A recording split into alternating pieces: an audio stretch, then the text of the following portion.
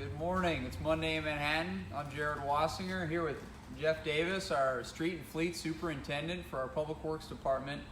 Today we're going to be talking to you a little bit about the city maintenance facility, the joint maintenance facility, for a lot of our field crews and staff coming together as one in one facility to create some operational efficiencies for the city of Manhattan. Right now, Jeff has allowed us to come to the street shop. We're here located at the intersection of Juliet and Fort Riley Boulevard. And here we're in the street shop, Jeff. Can you tell us a little bit about, first of all, just the crew you got? We have a lot of employees working on street repairs and other projects throughout the city. Sure. Yeah, we have about 30 employees that work out of this facility. We have 4 street crews that work out of here, and then we have 1 stormwater crew. So you can see it's kind of tight space.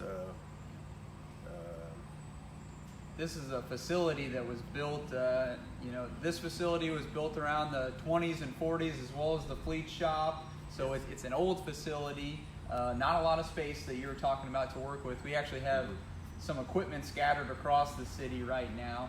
So for those unfamiliar with the city maintenance facility, we're looking to go out near the wastewater treatment facility, purchase some land there, and build a combined facility for our street crews, our fleet crews, our water and wastewater distribution crews, which are currently located on Anderson Avenue near Plaza West. And then we got also our park shop, which is located off of El Paso, really just kind of behind Fort Riley Boulevard. Quick question, what do street and fleet crews do? Jeff, you want to go ahead and take that one? What we do, well, the fleet crews over there, they maintain all the city equipment, vehicles, trucks. Dan's also kind of helps out with ordering and inspecting vehicles. As far as our stormwater crew that works out of this facility, they take care of all the stormwater infrastructure as far as repairing inlets, if we have any stormwater pipes that need repair, or even additions. They do some of a little bigger projects at home. Our street department guys do a variety of work. Mainly during the summer, we take care of just street repairs, some panel replacement jobs, a lot of asphalt this year after the hard winter. And then we're starting to get ready for salt deliveries and for the snow season to get started. So, and we take care of all that along with our utilities and traffic, help out with our snow removal also. We do about $4 million worth of street work, in a given year, from repair and rehabilitation.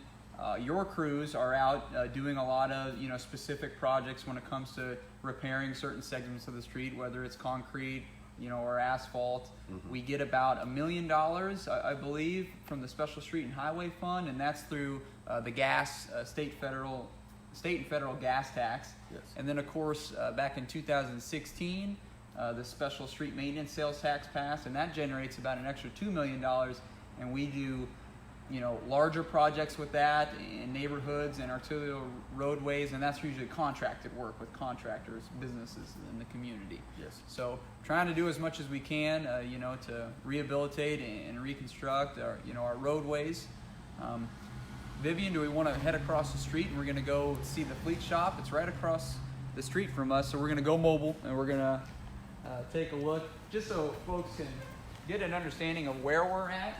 I mentioned we're at the intersection of Juliet and Fort Riley Boulevard.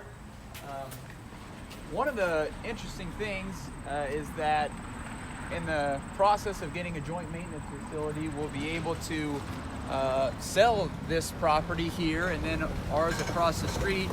As you know, a lot of people drive down Fort Riley Boulevard. There's a lot of commercial activity.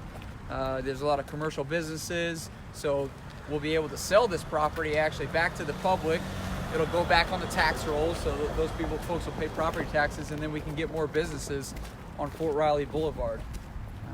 So we're heading to the fleet shop. As Jeff, you mentioned, we're working on large pieces of equipment, skid steers, trucks, Our fire Yes.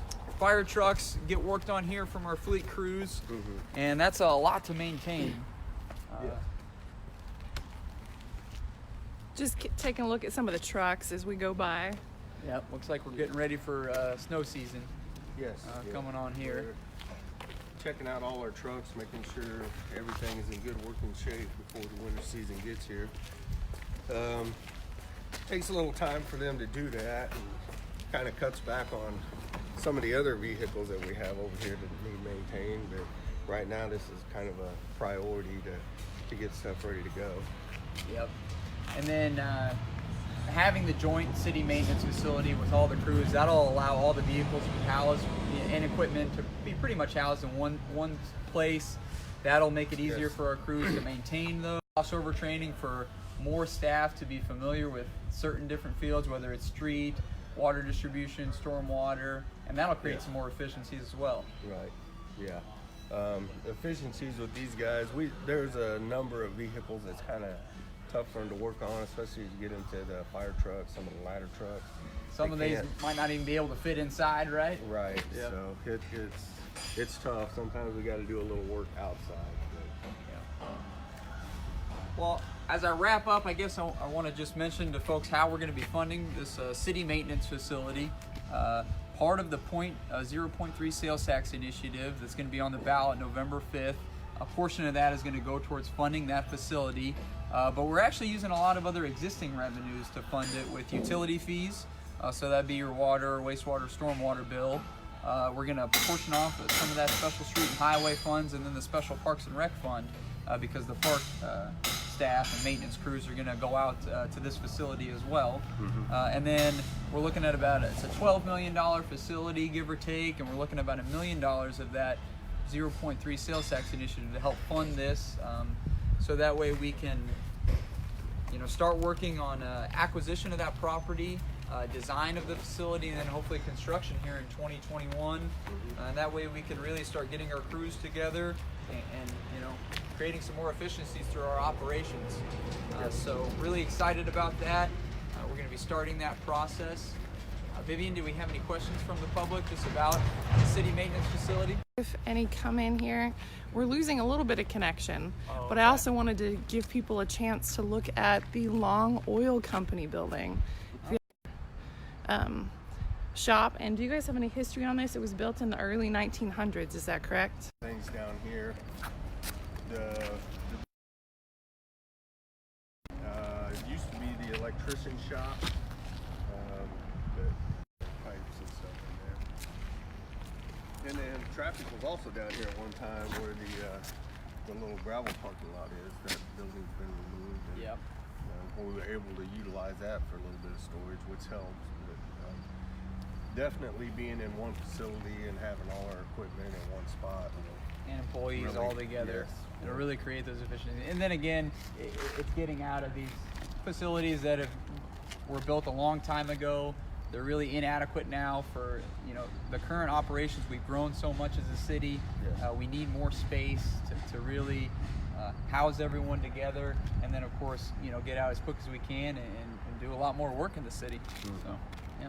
Well, Jeff, I appreciate you talking to us today. Sure. If anyone has any questions about the sales tax initiative and this project specifically, the city maintenance facility, you can go to cityofmhk.com/sales tax for more information. With that, we'll see you next week.